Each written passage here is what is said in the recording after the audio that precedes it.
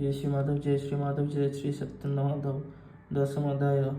दशमे कुररादेह सप्त गुरुଙ୍କ ଶିକ୍ଷା ଯେ ବର୍ଣ୍ଣିତ। ଅବଧୂତ ଉବାଚ ଶୁଣ ହେ ଯଦୁନୃପବର, ଯେ ଅବା ଅନୁଭବ ମୋର। ଗୁରୁର ଶିକ୍ଷା ମୋର ଯେତେ, ସବୁ କହିବି ତ ଅଗ୍ରତେ। ଯେତେ ଏ ଦ୍ରବ୍ୟ ପରିଗ୍ରହ, ସର୍ବତୋ ଜାଣ ଦୁଃଖମୟ। ଏଘେନି ଜ୍ଞାନୀ ଅକିଞ୍ଜନେ, ନିଶ୍ଚିନ୍ତେ ରହେ ସୁଖ ମନେ। ପକ୍ଷୀଙ୍କ ମଧ୍ୟ ବଳିୟାର, ସ୍ୱଭାବେ ପ୍ରଚଣ୍ଡ କ୍ରୂରର। ନିତ୍ୟ ମାରଇ ନାନା ପକ୍ଷୀ, ଜୀବନ ପୋଷେ ମାଂସ ଭକ୍ଷୀ। ତାର ମହିମା ଜନେ ଶୁଣି, ବନ୍ଦୀ କରନ୍ତି ଘରେ ଆଣି। ସେ ପୁଣି ନିତ୍ୟ ପକ୍ଷୀ ମାରେ, ମାଂସ ଭକ୍ଷଇ ନେଇ ପରି। କେବଳ ଶ୍ରମ ମାତ୍ର ସାର, ଅନଭକ୍ଷେ ଉଚିତ ଆହାର। ଏଣୁ ମୁଁ ତାର ଦୁଃଖ ଚାହିଁ, ତା ତହୁଁ ଗୁରୁ ଶିକ୍ଷା ପାଇ। ନ କରି ବସ୍ତୁ ପରିଗ୍ରହ, ଏକା ଭ୍ରମଇ ଶୂନ୍ୟ ଦେହ। ନାହିଁ ମୋ ମାନ ଅପମାନ, ଗୃହ କଳତ୍ର ପୁତ୍ର ଧନ। ଆତ୍ମାରେ ରମଇ ମୁଁ ନିତ୍ୟ, ଭ୍ରମଇ ନିଶ୍ଚିନ୍ତେ ଜଗତେ। ପରମାନନ୍ଦ ରସ ପାଇ, ନିରତେ ସଂସାରେ ଭ୍ରମଇ। ବାଳକ ତହୁଁ ଏହା ଶିଖି, ନୁହଇ ନାନା ଦୁଃଖେ ଦୁଃଖୀ। କେବଳ ଆହାର ବ୍ୟଭାରେ, କ୍ରୀଡ଼ା କରଇ ସର୍ବଦ୍ୱାରେ। କିଛି ଚିନ୍ତା ନାହିଁ ତାର, ଏଣୁ ବାଳକ ଗୁରୁ ମୋର। ଏବେ ହୋ ଶୁଣ ମନ ସ୍ଥିରେ, ପୂର୍ବେ ଯେ ଅବନ୍ତୀ ନଗରେ। ସୁସାଧୁ ସୁନ୍ଦର ଶରୀରେ, କନ୍ୟାଏ ଥିଲା ବିପ୍ର ଘରେ। ସେ କନ୍ୟା ବିଭା ଅର୍ଥେ ବରି, ବିପ୍ରେ ମିଳିଲେ ପାଞ୍ଚ ଚାରି। ସେ କନ୍ୟା ପିତା ସଙ୍ଗ ମେଳେ, ବିବାହ ପ୍ରସ୍ତାବ ନିରୋଳେ। ବିଚାର କରି କନ୍ୟା ମାତା, ନିକଟେ ବସାଇ ଦୁହିତା। ତଣ୍ଡୁଳ ଅର୍ଥେ ଧାନ୍ୟ ଦେଇ, ବୋଲଇ କନ୍ୟା ମୁଖ ଚାହିଁ। ବେଗେ ତୁ କୁଟରୋଳେ ଭରି, ତା ଶୁଣି ବ୍ରାହ୍ମଣ କୁମାରୀ। ରୋଳେ ମୁଷଳ ଏକ କରି, କୁଟଇ ବେନିଗରେ ଧରି। ଭୋଜେ ତା ବଳୟ କଙ୍କଣ, କୁଟନ୍ତେ ବାଜେ ରୁଣୁଝୁଣ। ଶୁଣି କୁମାରୀ ଲଜ୍ଜା ପାଇ, ଅଧେ କଙ୍କଣ ହସ୍ତୁ ଭେଇ। ପୁଣି କୁଟନ୍ତେ ଧୀରେ ଧୀରେ, ହସ୍ତେ କଙ୍କଣ ନାଦ କରେ। କୁମାରୀ ମନେ ବିଚାରଇ, ସଙ୍ଗ ଗହଳେ ଗୋଳ ହୋଇ। ଏମନ୍ତ ବିଚାରିଣ ଥୋକେ, ପୁଣି ଫେଇଲା ଏକେ ଏକେ। ବେନି କଙ୍କଣ ଭେନି ଘରେ, କୁଟନ୍ତେ ଶବଦ ନ କରେ। ଯହି ଅନେକ ଲୋକ ମିଳି, ଅବଶ୍ୟ ଉପୁଜଇ କଳି। ତେଣୁ କୁମାରୀ ଅନୁରାଗେ, ଗୁରୁ ବଚନ ଶିକ୍ଷା ଭାଗେ। ଏକାନ୍ତେ ଭ୍ରମୁଥାଇ ମୁହିଁ, କେବେ ହେ ସଙ୍ଗ ନ କରଇ। ଅଭ୍ୟାସେ ଜିଣି ମୁଁ ପବନ, ନିରୋଧୀ ଏ ଚଞ୍ଚଳ ମନ। ବୈରାଗ୍ୟ ଯୋଗ ଅଭ୍ୟାସନେ, ଭୁଲଇ ଆତ୍ମ ସଂଯମନେ। ଏକାଗ୍ର କରି ଦୃଢ଼ ମନ, ହରିର ପାଦେ ନିବେଦନ। ତେଣୁ ନିଶ୍ଚଳ ମୋର ଧ୍ୟାନ, ବଞ୍ଚଇ ଦୁଃଖ ସୁଖେ ଦିନ। ସ୍ୱଭାବେ ରଜଗୁଣ ଛାଡ଼ି, ସତ୍ତ୍ୱ ସଂଯୋଗେ ତମ ଏଡ଼ି। ସତ୍ତ୍ୱକୁ ଜିଣି ସତ୍ତ୍ୱ ଗୁଣେ, ନିର୍ବାଣ ପରମ କାରଣେ। ନିଶ୍ଚଳେ ଥାଇ ଆତ୍ମଧ୍ୟାନେ, ବାହ୍ୟ ଅନ୍ତର ନ ପ୍ରମାଣେ। ଯେ ଶନେ ସରକାରୀ ପଥେ, ସର ବିନ୍ଧଇ ହେଠ ମାତେ। ତାର ନିକଟେ ରାଜା ଗଲା, ସେ ତାହା ଜାଣି ନ ପାରିଲା। ଏଣୁ ତାହାର ତହୁଁ ଦେଖି, ମୁଁ ଏବେ ଗୁରୁ ଶିକ୍ଷା ଶିଖି। ଏକା ମୁଁ ଭ୍ରମଇ ସଂସାର, ମୋହର କାହିଁ ନାହିଁ ଘର। ଏଣୁ ମୁଁ ସାବଧାନ ଚିତ୍ତ, ଅଲକ୍ଷ୍ୟ ଗତି ମୋର ନିତ୍ୟ। ଅଳ୍ପ ଭାଷଣ ମୁନି ପ୍ରାୟେ, ମୁହିଁ ରହଇ ସ୍ଥିର ଦେହେ। ବିଫଳ ଅନିତ୍ୟ ଦେହର, ଗୃହ ଆରମ୍ଭ ଦୁଃଖ ଘୋର। ଏ ଘେନି ଗୃହାରମ୍ଭ ଛାଡ଼ି, ଦେହର ରକ୍ଷା ମାତ୍ର ଲୋଡ଼ି। ଆତ୍ମା କାରଣେ ବ୍ୟର୍ଥ ଘର, କେବେ ହେ ନ କରି ତତ୍ପର। ଶରୀର ରଖଇ ନିରୋଳେ, ସର୍ପ ଯେ ଶନେ ନାନା ବିଳେ। ଏଣୁ ଉରଗ ଗୁରୁ କରି, ଗୃହସ୍ଥ ଆଶ୍ରମ ନ କରି। ଘର ନ କରି ଏକ ସ୍ଥାନ, ବଞ୍ଚଇ ନାନା ତୀର୍ଥେ ଦିନ। ଦେଖ ଏ ବିଷ୍ଣୁ ମାୟା କରି, ଜଗତ ସର୍ଜଇ ମୁରାରି। ପୁଣି ସଂହାରେ କାଳ ରୂପେ, ନିରୋଳେ ରହେ ଆତ୍ମ ସୁଖେ। ପ୍ରକୃତି ପୁରୁଷ ବେନିର, ସ୍ୱଭାବେ ବୋଲାଇ ଈଶ୍ୱର। ଉପାଧି ବର୍ଜିତ ଈଶ୍ୱର, ଫେନ ବିନାଶେ ଯେହ୍ନେ ନିର। ସେ ହରି ସର୍ବଶକ୍ତି ଧରେ, ସୃଷ୍ଟି ଇଚ୍ଛଇ ଯେତେବେଳେ। সৃজই মায়া যোগ বলে, হে নৃপনাথ শুণ ভলে। এ গুণময়ী বিষ্ণু মায়া বেদ বেদান্তে কহে যাহা, ସେ ମାୟା ନାନା ମୂର୍ତ୍ତି ଧରି ବ୍ରହ୍ମାଣ୍ଡ ମଧ୍ୟ ଅଛି ପୁରୀ। ସେ ମାୟା ବଳେ ନାରାୟଣ ଜଗତ କରେ ପୁଣ ପଣ, ତା ମଧ୍ୟ ଜୀବ ରୂପ ଧରି ବିହରେ ନାନା କ୍ରୀଡ଼ା କରି। ଯେ ଶନେ କୀଟ ଅର୍ଣ୍ଣ ନାଭି ନିଜ ବଦନୁ ସୂତ୍ର ଭାବି, ଲାଜ ନିର୍ମାଇ ରାତ୍ର ମୁଖେ ମଧ୍ୟ ବିହରେ ଆତ୍ମ ସୁଖେ। ଏକାନ୍ତେ ରାତ୍ରେ କ୍ରୀଡ଼ା করে ସୂର୍ଯ୍ୟ ଉଦୟ ତା ସଂହରେ, ଏ ରୂପେ ସୃଷ୍ଟି ଲୀଳା କରି ସଂସାରେ ଖେଳେ ନର ହରି।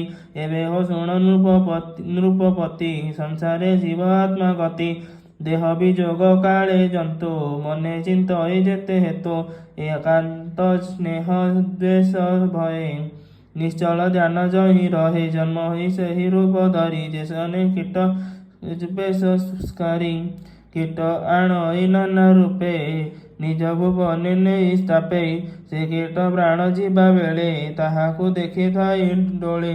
ଭୟେ ଚିନ୍ତଇ ତାର ରୂପ, ଜନ୍ମଇ ଘେନି ସେ ସ୍ୱରୂପ। ମୋହର ମନ ସେହି ମତେ, କୃଷ୍ଣ ଚରଣୀ ଅବିରତେ। ନିଶ୍ଚଳେ ସ୍ଥାପି ସାବଧାନେ, ବୋଲଇ ମହି ପର୍ଯ୍ୟଟନେ। ଏ ମନ୍ତେ ଗୁରୁ ମୋର ଯେତେ, ତାହାଙ୍କ ଉପଦେଶ ମତେ। ସେ କିଣ ମନେ ମୁହିଁ ଧରି, ଭ୍ରମଇ ଅବନି ବିହରି। ହେହକୁ ଘେନି ଗୁରୁ ପଣେ, ଯାହା ଶିଖିଛି ଧରି ମନେ। ଏ ଦେହ ଜନ୍ମ ମୃତ୍ୟୁ ଦୁଇ, ବିଷ୍ଣୁ ମାୟାରେ ପ୍ରବର୍ତ୍ତଇ। ଏ ଭାବ ବୁଝି ମୋର ମତି, ଏ ଦେହେ ନ କରେ ବିରତି। ଅନେକ ଜନ୍ମ କର୍ମ ଭାଗ୍ୟ, ମୋ ଜ୍ଞାନ ବିବେକ ବୈରାଗ୍ୟ। ଉଦାସୀ ମତେ ଦେହେ ଥାଇ, ଗୁରୁଙ୍କ ଉପଦେଶ ଧ୍ୟାଇ। ପୁତ୍ର କଳତ୍ର ପଶୁ ଦାସେ, ଏହାଙ୍କୁ ପୋଷି ଦେହ ଆସେ। ଦେହର ସଙ୍ଗେ ରହନ୍ତି, ମରଣେ କେହି ନ ଯାଆନ୍ତି। ନିୟତ କର୍ମ ସଙ୍ଗ କରି, ଅନ୍ଧ ଯେ ଶନେ ଯଷ୍ଟି ଧରି। ବୃକ୍ଷର ଧର୍ମ ପ୍ରାୟ ଦେହି, ଅବଶ୍ୟ ଜନ୍ମିଲେ ମରଇ। ଏଣୁ ଅନିତ୍ୟ ଦେହେ ମୁହିଁ, କେବେ ହେ ବିଶ୍ୱାସ ନ ଯାଇ। ଏ ଦେହ ଇନ୍ଦ୍ରିଏ ଆବରି, ଭୁଞ୍ଜଇ ଜଣେ ଜଣେ ଧରି। ଶ୍ମଶାନେ ମୃତ ପିଣ୍ଡ ଯେନେ, ଶ୍ୱାନ ଶୃଗାଳଙ୍କ ବଦନେ। ରସ ଲାଳ ସେ ଜିହ୍ୱା ଧରେ, ଆହାର ଅର୍ଥେ ଭ୍ରମ କରେ।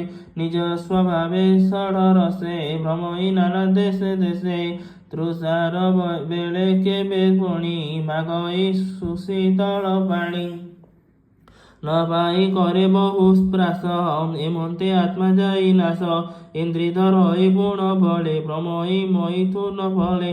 ଅମୃତ ପ୍ରାୟ ଯୋନି ଦିଶେ, ଏଣୁ ଭ୍ରମଇ ଘାମ ଆସେ। ଶୀତ ତପତ ଚର୍ମ ଧରେ, ଅଗ୍ନି ପବନେ ଆଶ୍ରା କରେ। କ୍ଷୁଧା ଅନଳେ ଧରେ ପେଟ, ଆତ୍ମାକୁ କରେ ଛଟପଟ। ଯାବତ ନ ପୁରେ ଉଦର, ତାବତ ଜ୍ଞାନ କାହିଁ ଆର।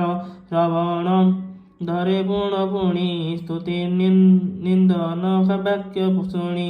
ନାସିକା ଧରେ ଗନ୍ଧ ଆସେ, ଏଣୁ ଭ୍ରମଇ ସୂଚି ବାସେ। ଚକ୍ଷୁ ଧରଇ ରୂପ ଅର୍ଥେ, ଏଣୁ ଭ୍ରମଇ ନାନା ପଥେ।